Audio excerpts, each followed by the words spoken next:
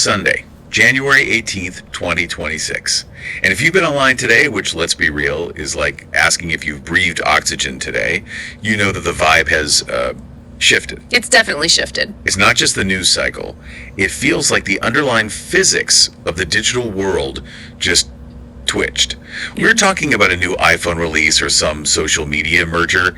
We're talking about a hard pivot in how the internet as a concept actually functions. One of those moments, where you'll remember exactly where you were when the notification drops. The internet has been operating for decades. It's this sort of magnificent accident, just expanding wildly without a central nervous system. And today that officially ended. It did. The magnificent accident. I love that phrasing. It sounds so romantic until you remember that, accidents usually involve crashing. Well, we are here to talk about the document that just killed the accident. It dropped this morning, the Digital Constitution Establishment Act, issued by Joseph Michael Lung. And the man isn't holding back. He's formally styling himself as the first president of the internet, which is a title that sounds, absurd on its face, right? Declaring yourself the king of gravity. But when you actually read the Digital Constitution Establishment Act, which is what we are doing today, you realize this isn't some vanity project. No. It's a structural engineering project. Mm-hmm. He isn't asking for votes. He's claiming authority based on network consensus. That's the part that just blew my mind. I opened this thing expecting, a manifesto or some kind of political rant. Instead, it reads like a patch note for a massive software update. A software update for civilization. That's a great way to put it. We've got the full text here. And our mission today is to figure out if this thing is actually going to run or if it's going to crash the whole server. And we need to be really clear about the stakes here. This isn't about whether Lung is a good guy or a bad guy. This is about the machine he is trying to build. He is proposing a transition from an ungoverned digital territory, those are his words, into a structured, accountable civilization. Right. The core conflict here isn't left versus right. No, not at all. It's between the legacy internet of unrestricted growth and this new architected internet of, verified reality. So let's get into the code, so to speak. The preamble. Lung basically looks at the last 30 years of the web and says, nice prototype, now let's build the real thing. He justifies this entire takeover by citing credit inabilities. Now, for anyone listening who works in finance, you probably panicked for a second. But he's not talking about money, is he? No, though the metaphor is absolutely deliberate. A credit inability in this context is a solvency crisis of trust. Lung argues that the current internet is structurally bankrupt because it cannot verify truth or guarantee safety. He lists misinformation epidemics and vulnerability cascades. Vulnerability cascades. That sounds like a sci-fi horror movie title. It's effectively what we've been living through. Think about how the internet was built. Protocols like TCP/IP were designed to move data, not to identify people or verify truth. That anonymity was a feature, right? Yeah, it was the whole point. But Lung is arguing it has become a fatal bug.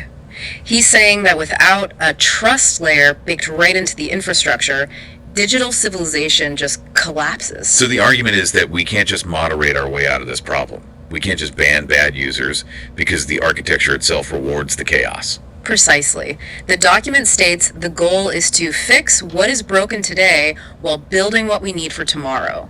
It distinguishes between the legacy web, which was all about connection, and the constitutional web, which is about integrity. And he's not waiting for the United Nations to agree with him. That's the other massive signal here. The speed. This isn't a proposal for a committee to meet in 2028. Article I mandates the immediate formation of the Digital Constitutional Convention, the DCC, and the deadline, 180 days. 6 months. 6 months to write the Constitution for the entire digital world. Which is an absolute sprint. If you look at historical precedents, writing a constitution for a single nation state often takes years of wrangling. Doing it for a global borderless network in half a year, that implies the framework is already largely designed, or he expects the pressure cooker environment to force compromise. Well, let's look at who he's putting in that pressure cooker. This is where the game theory gets really interesting. The Act specifies exactly who the 101 delegates will be. And if you're a career politician, you're probably pretty offended right now. Oh, for sure.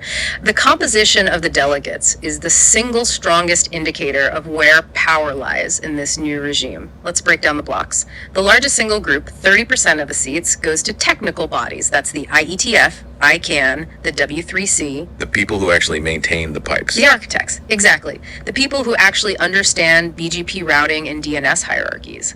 Now compare that to the representation for multilateral diplomatic bodies, the UN, the EU, the traditional treaty organizations. They get 10%. That is a brutal ratio. 3 engineers for every 1 diplomat. It's basically saying, if you don't know how the packet travels, you don't get to decide where it lands. It's a technocratic coup, essentially. Lung is betting that technical competence is a better basis for governance than political election. But then look at the other groups. You have 25% for civil society and digital rights organizations. So the privacy advocates, the EFF types. Right. And then 20% for platform governance representatives. That's your Meta, your Google, X, TikTok crowd. Okay, this is the part I want to dig into. In the old world, or I guess yesterday's world, those big tech companies were the kings. They set the rules. But here, they only have 20% of the vote. Exactly. Even if big tech aligns perfectly with the diplomats, that's only 30% of the room. They cannot override a coalition of engineers and civil society. This structure is explicitly designed to break the monopoly of what we call platform capitalism. The corporations are at the table, but they aren't at the head of it anymore. It feels like the engineers looked at the ad-driven model of the last decade and just said, yeah, we're taking the keys back. It creates this fascinating dynamic. You have the builders, the technical bodies, and the watchdog civil society holding a combined majority over the profit seekers, the platforms, and the regulators, the diplomats. It suggests the new constitution will prioritize function and rights over profit and national borders. But 6 months is still 6 months. And the internet moves in milliseconds. Lung clearly knows he can't leave the driver's seat empty while they argue over the wording. Article 2, Emergency Governance Powers. This is the part that feels less like a constitution and more like martial law. It's the triage phase. While the convention is drafting the long-term laws, Lung has authorized immediate executive action to stop the credit inabilities. And the mechanisms here are not subtle. The Internet Integrity Protocol. That sounds nice, but what does it actually do? The text says it requires verifiable source attribution for major content distribution. This is basically the death of the anonymous viral post. The legacy internet allowed content to be stripped of its context as it moved from server to server. You see a screenshot, you don't know where it came from, but it makes you angry, so you share it. The integrity protocol would likely require a cryptographic chain of custody. If CNN reports it, the file itself bears the signature of CNN. If a random bot farm creates it, it lacks that signature. So it's basically a blue check system, but for data packets, not just for user profiles. And universal. It shifts the default from everything is true until proven false to everything is unverified until proven credible. Then we have the Rapid Response Technical Core. This one sounded cool to me, like a cyber Thunderbirds team. Yeah. The Act mandates they fix critical vulnerabilities within 24 hours. It sounds great on paper, but think about the operational reality. Currently, if a massive security flaw is found in a piece of software, the vendor issues a patch, and then we all wait weeks or months for companies to update their systems. Right. Lung is authorizing a force that can arguably push those fixes. Wait, so if my server is vulnerable and I'm sleeping, the technical core just kicks down the digital door and fixes it for me. Under critical trust architecture failures, yes, it's governance at the speed of code. The argument is that your unpatched server isn't just your problem, it's a hazard to the entire network, like driving a car with no brakes. Lung is empowering a body to slam the brakes for you. That is a massive expansion of authority. It's treating the internet less like private property and more like a public utility where the city can come in and fix a gas leak whether you're home or not. And that's the tension. It's safer, undeniably, but it erodes the concept of my server, my rules. And then there is the credibility scoring framework. This is the one that's going to make people nervous. It's based on transparency and correction history. This is the stick in the information integrity framework. The document mentions a responsibility to correct misinformation promptly. In the current ecosystem, if an outlet spreads a falsehood, they might issue a quiet retraction days later. Under this framework, that retraction speed feeds directly into their credibility score. And a low score means what? You get kicked off. Not necessarily kicked off, but likely de-amplified at the protocol level. If your credibility score panks, your packets may be deprioritized, or your content might come with a mandatory low credibility warning wrapper. It monetizes truth, or at least the process of verifying truth. It's turning credibility into a currency. If you're bankrupt in credibility, you can't transact in ideas. Which is a powerful concept, but it places immense power in the hands of whoever audits those scores. That's why Article 3, the timeline, is so critical. Lung's emergency powers are temporary. The permanent rules have to be written by the convention. Okay, let's walk through that timeline because it's incredibly structured. It's not just, hey, let's meet up. It's 3 distinct phases. Phase 1 is happening right now, foundation, setting the secure platforms. Phase 2 is the drafting phase, days 31 to 120. And the key phrase in there is transparent revision tracking. I caught that. It sounds like they are treating the law like open source code. That's exactly the analogy. Think of it like a GitHub repository for the Constitution. Every time a delegate changes a word, adds a clause, or deletes a comma, it's logged. We will see exactly who watered down the privacy statutes or who strengthened the copyright laws. No more smoke-filled rooms. If you sell out to a lobbyist, the commit history shows it. And it's coupled with technical feasibility assessments. This is a check against what I call magical thinking regulation. We see politicians constantly demanding things like, give us a backdoor for police, but make it unhackable for terrorists. Right. Stop the bad guys, but don't touch the math. Exactly. And that is mathematically impossible. Under this act, every proposed article must be vetted for technical feasibility. If the code can't support the law is rejected. It aligns the legal layer with the physical layer. Okay, so they spend 4 months arguing, drafting, and checking the code. Then we hit phase 3, ratification, days 121 to 180. And this is where the genius or the madness of Lung's plan really shows up, the voting formula. This is the masterpiece of game theory in the document. To ratify the Constitution, they need a 66% supermajority. But it's not one person, one vote. It's weighted. 40% of the weight goes to the technical community, 40% goes to the global public via verified digital identity, and 20% goes to the platform and infrastructure operators. Okay, let's play the numbers game. If the engineers and the public agree on a set of rights, that's 40 plus 40. That's 80%. Which means the Constitution passes. The tech giants and the telecoms, the platform operators can scream all they want, but with only 20% of the vote, they can't stop it. That is, wow. It completely neuters the corporate veto. But look at the flip side.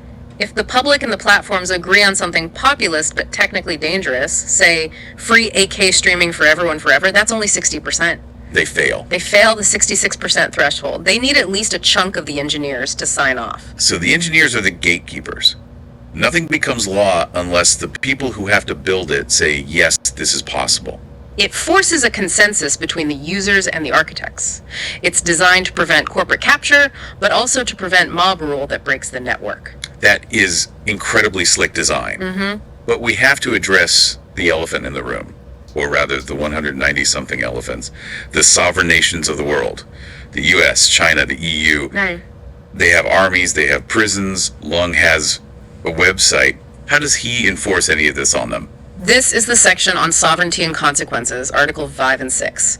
And this is where the transcript moves from theory to conflict. Lund claims to respect national sovereignty, but he creates a parallel layer of supranational standards. Which feels like a nice way of saying you can have your local laws, but my house, my rules. Correct. The Act posits that information integrity is a universal constant, like physics. A country can pass a law saying gravity doesn't exist, but things still fall. Lung is saying a country can pass censorship laws, but the global network operates on verified truth. Okay, but if a country says no, if a regime says, we reject your President Lung and we reject your integrity protocol, what happens? Lung isn't going to invade them. No, he does something much more effective. Section 3 outlines the non-participation consequences. The penalty isn't sanctions or bombs, it's interoperability limitations and external designation. External designation. It sounds bureaucratic, but translate that for us. It's a digital quarantine. Imagine the entire internet is a secure building. If a country refuses to adopt the protocols, refuses to verify source attribution, refuses to fix vulnerabilities, they get kicked out of the building. But practically how? They cut the cables. No, the cables stay. But the routing logic changes.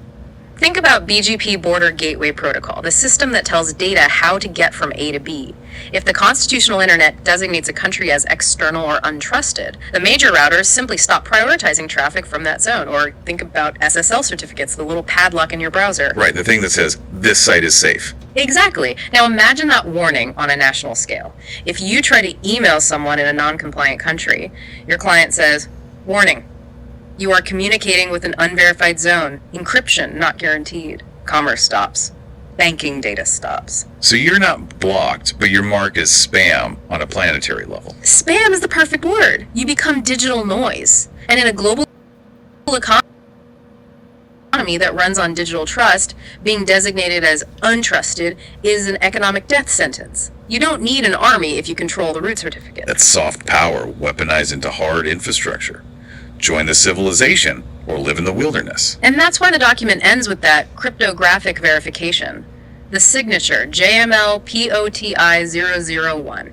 It's not just a flourish, it's a blockchain hash. It signals that this authority is anchored in the network itself, not in a physical location that a traditional government could raid. It's decentralized authority. You can't arrest the president if the president is an encryption key distributed across 10,000 nodes. Which brings us right back to the start. The magnificent accident is over. We are moving into the digital age of accountability. It's a lot to process. We've gone from the web as a library to the web as a country in 24 hours.